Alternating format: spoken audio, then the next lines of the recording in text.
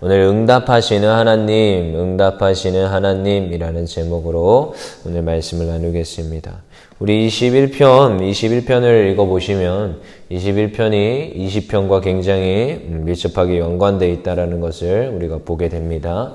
20편이 이제 전쟁에 나가기 전에 환난이 이제 오기 전에 하나님께 구하였던 그런 기도에 대한 내용들을 담고 있다고 했었어요. 그리고 21편은 이 기도에 대한 내용들에 대한 응답하신 그 하나님께 감사와 찬양을 올려드리고 있는 시입니다. 그래서 20편과 21편이 이어지는 거죠. 하나님, 이 환난을, 이 전쟁을 승리하게 하소서라고 기도했더니 하나님께서 승리하게 하셨어요. 그 다음에 21편에 이제 그 승리에 대한 감사와 찬양을 올려드리는 거예요.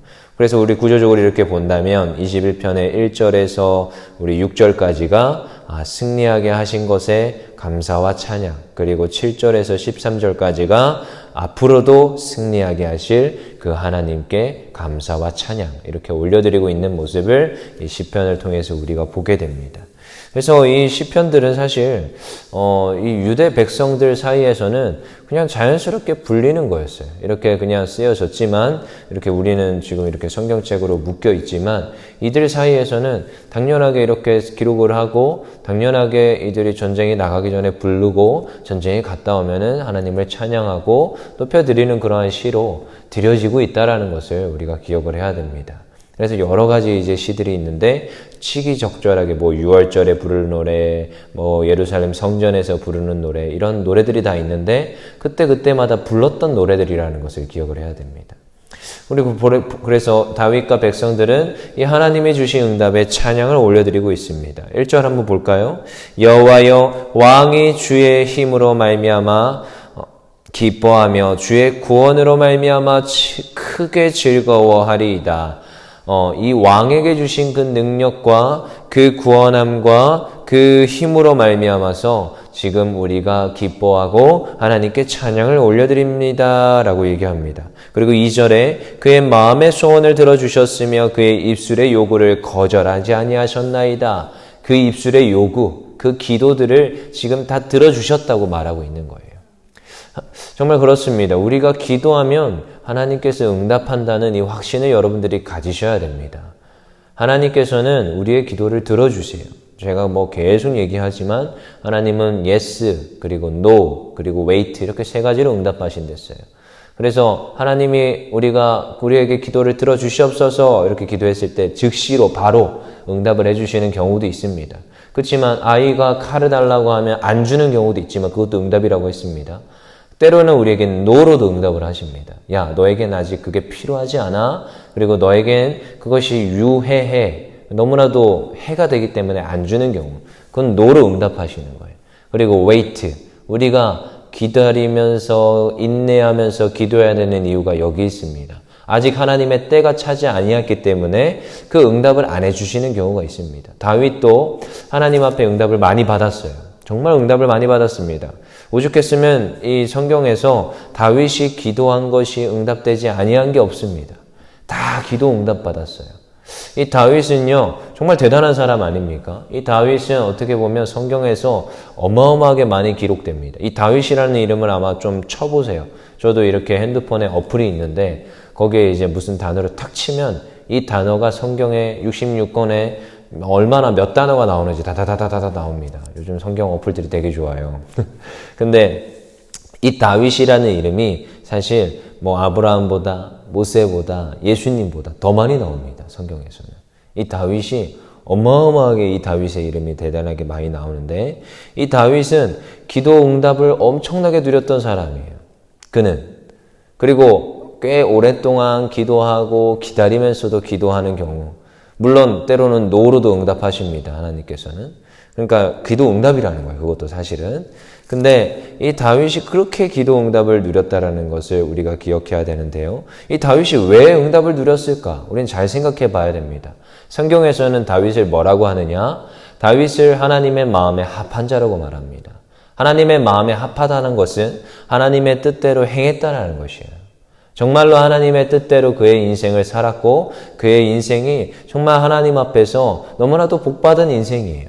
근데 물론 이 다윗은 성경에서 보면 사무엘 상하에서 이렇게 막 잘 기록하고 있는데요. 사실은 다윗도 범죄를 합니까? 안 합니까? 범죄를 합니다. 도덕적으로 어떻게 보면 저보다 못한 도덕적인 이런 기준을 가지고 있어요. 장군의 여인을 취하는 그 얼마나 악한 범죄를 해요. 근데요, 그 악한 범죄임에도 불구하고 그가 그 죄가 드러났을 때 다윗이 하는 행동은 명확합니다. 바로 엎드리고 하나님께 회개하고 하나님의 처분을 기다리더라는 거예요. 그랬을 때 하나님의 뜻을 구하는 그 다윗의 모습이 이 성경에서는 잘 드러나는데 이 성경에서는 다윗을 그렇게 말하는 거예요. 하나님의 마음에 합한 자. 하나님 마음에 들었다라는 것입니다. 우리가 기도를 하는데 기도 응답받는 것 이유 중에 하나는 하나님의 자녀이기 때문입니다. 하나님 마음에 들었기 때문에 하나님께서 우리의 기도를 들어주시는 것입니다. 여러분들도 자녀를 키우기 때문에 아마 알 거예요. 저는 이제 자녀가 하나밖에 없는데 얘가 구하는 그 기도의 제목들을 저는요 아마 다 들어줄 것 같습니다. 왜냐하면 하나이기 때문에. 근데 이제 둘이나 셋, 저 같은 경우는 셋이었어요. 3명이서 자라났으니까 여동생 2이 있었어요. 그럼 이상하죠. 저의 응답과 저의 요구를 많이 들어주진 않았습니다. 첫째라서 잘할 거라고 생각했나 봐요. 저는 학원도 한 번도 간 적이 없거든요. 학원 가지도 않았습니다. 물론 그래도 성적이 좋았습니다. 굉장히 좋았어요. 근데 뭐 그랬는데 둘째도 뭐 그랬었지만 이상하게 셋째가 요구하는 건 다 들어주더라고요. 다 들어주더라고요. 있더라고요. 제가 저희 엄마 아빠를 봐도 그렇고요. 다른 사람 제 친구들 좀 아이들 좀 여럿 있는 친구들 봐도 그렇고 그게 좀 애가 잘하고 못하고를 떠나서 마음에 드는 그런 아이들이 있대요. 뭐라도 하나라도 더 챙겨주고 싶고 뭔가 이야기를 하면 더 이렇게 응답을 해주고 싶은 그런 아이들이 있다고 하더라고요. 또 어떤 또 부모님들은 아픈 손가락 뭐 이렇게 얘기를 하면서 더 이렇게 더 많이 챙겨주고 싶은 그런 아픈 손가락 자식이 있다고도 얘기를 합니다. 그랬을 때 정말 그렇지 않습니까? 하나님 아버지도 똑같다라는 거예요. 그의 마음에 합한 자, 그의 마음에 드는 자, 그의 말씀에 따라서 그의 뜻대로 살아가는 자의 말을, 기도를 들어주는 것이 하나님 아버지라는 것을 기억하셔야 됩니다. 정말 그렇습니다. 그래서 하나님 마음에 합한 자의 기도는 더 잘 들어주게 되어 있어요. 잘 생각해 보세요. 더 빠릅니다. 기도 응답이. 제가 자주 봤어요. 근데요, 막 뻘뻘뻘 대고 예배도 빠지고 어쩌고 저쩌고 하는데 어쩌다가 가끔씩 와가지고 다 기도하는데 글쎄요. 네, 기도 응답이 빠를까요? 웨이트가 길 것 같은 느낌이 들 때가 굉장히 들어요. 제가 느끼기에도. 우리가 잘 생각해야 됩니다. 이 다윗은요, 기도하면 하나님께서 어마어마하게 기도 응답을 주십니다. 그래서 오늘 그렇지 않습니까? 21편도 이 하나님 앞에 구하였던 하나님 우리 환난을 이 전쟁에서 승리하게 하여 주시옵소서 했을 때 이 전쟁에서 승리하게 되고 그 승리에 대한 감사와 찬양을 올려드리더라는 거예요. 근데 이것도 중요합니다. 응답이 왔어요. 그럼 뭐가 돼야 돼요? 감사와 찬양이 돼야 됩니다. 예수님이 치유해 주셨어요. 다 돌아갔죠? 근데요, 그 중에 몇 명만 돌아옵니까? 한 명만 돌아옵니다. 감사와 찬양과 경배를 올려드리는 존재들이 굉장히 적은 것을 우리는 보게 됩니다. 우리 삶 속에서도 그렇고 우리 신앙생활 하면서도 똑같습니다. 감사와 찬양을 드리는 사람이 있는가 반면에 드리지 않는 사람이 있어요. 그러면은 다음 기도 제목이 나왔을 때 어떡하겠습니까? 감사와 찬양을 올린 사람이 또다시 하나님 앞에 와서 기도합니다. 그럼 하나님께서 또다시 기도를 들어주시고 더 빠르게 응답하시는 것이 하나님 아니겠습니까? 잘 기억하셔야 됩니다. 감사와 찬양.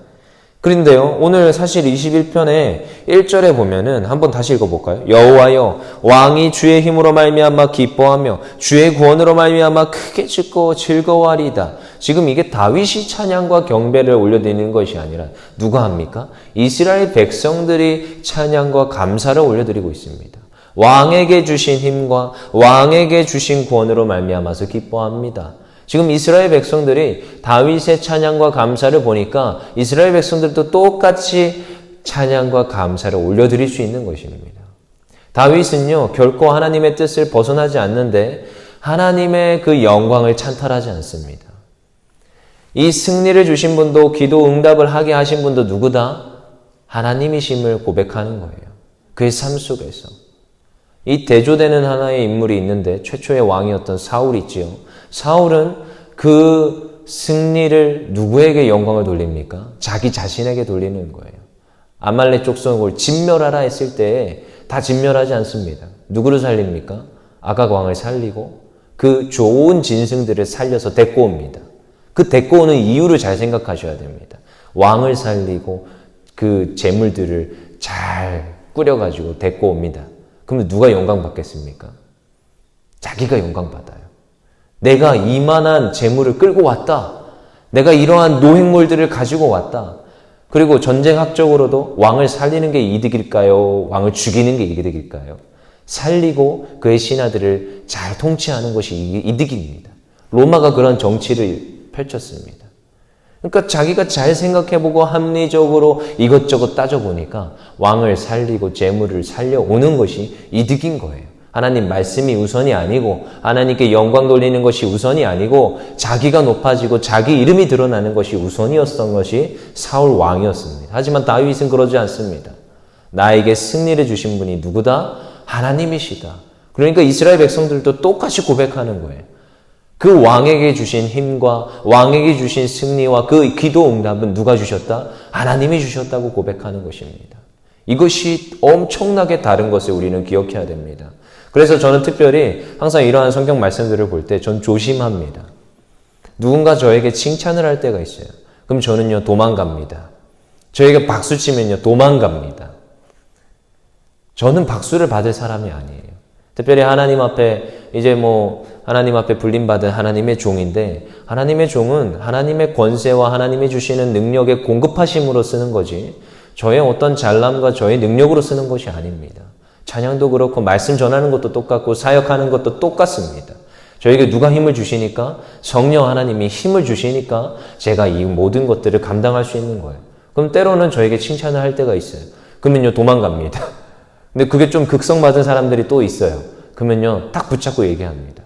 저에게 칭찬하지 마십시오. 그건 누구한테 줘야 되는 거냐? 하나님께 드려야 되는 것입니다. 헤롯 왕 기억하십니까? 신약에. 헤롯 왕이 사도행전에서 어떻게 죽는지 아십니까?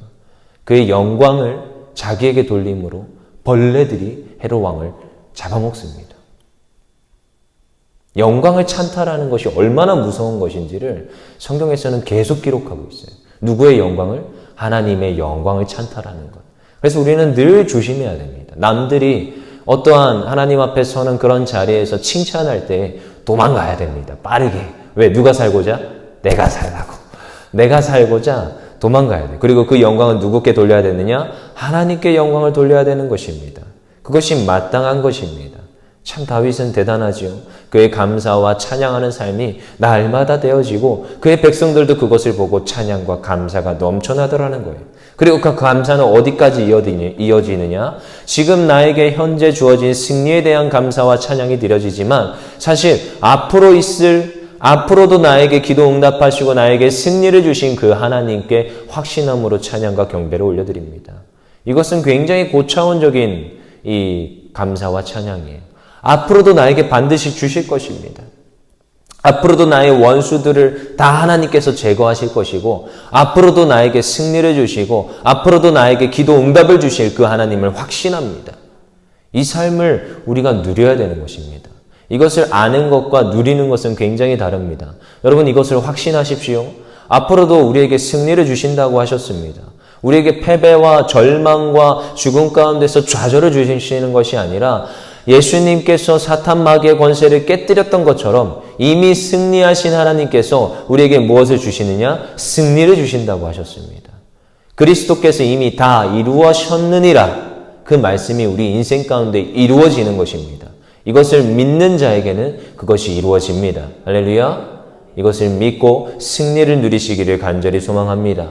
제가 사탄 마귀를 표현할 때 사탄 마귀는 사자와 같다고 했습니다. 근데요, 이 사자와 같은 사탄 마귀는 이미 목줄에 묶여 있어요. 목줄에 묶여서 이미 저 지옥에 이미 쇠사슬로 묶여 있는 존재입니다. 근데 이 땅에 잠시 동안 살아갑니다. 누가 오시기 전에?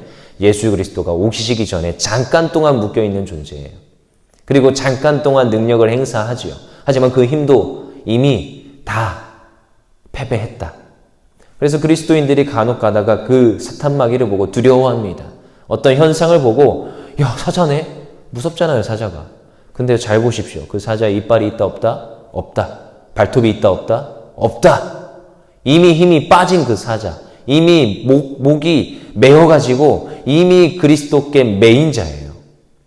근데요, 그리스도인들은 간혹 가다가 무서워합니다. 두려워하고 주춤주춤하고 뒤로 뒷걸음질 칩니다.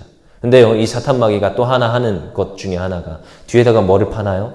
구덩이를 파나요. 아주 깊은 구덩이를 파놓습니다. 뒷걸음질 치게 해서 뭐 이미 앞으로 다가와도 잡아먹을 수도 없고 핥힐 수도 없습니다. 다 빠져가지고.